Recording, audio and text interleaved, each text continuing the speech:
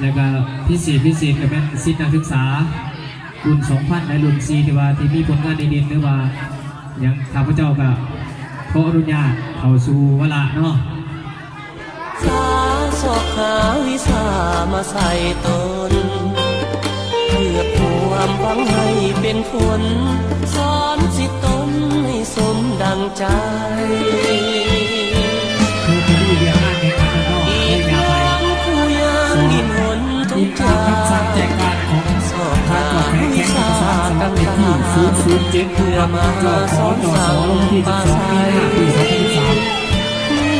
อินตามไปเสนอของโครงการต้องสู้ทนไปของโรงเรียนม.2 เรื่องสวัสดิที่เศร้าหาเรื่อง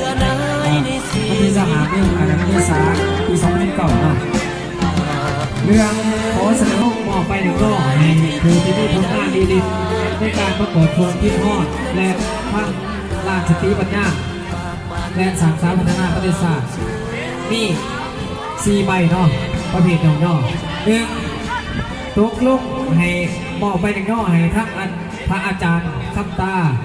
วันมณีประกอบส่วนเป็นบรรทุและทึบห่อนในการสร้างสรรค์พัฒนาโรงเรียนม.ส.ดอนแดงที่มีมูลค่า4 ล้านกีบเนาะเป็นใบหนึ่งเนาะ2ตกลงมอบไปหนึ่งเนาะให้ด้วยหัวใจมาโน่นดีสิ่งเดียวขอปรารถนาเกิดมา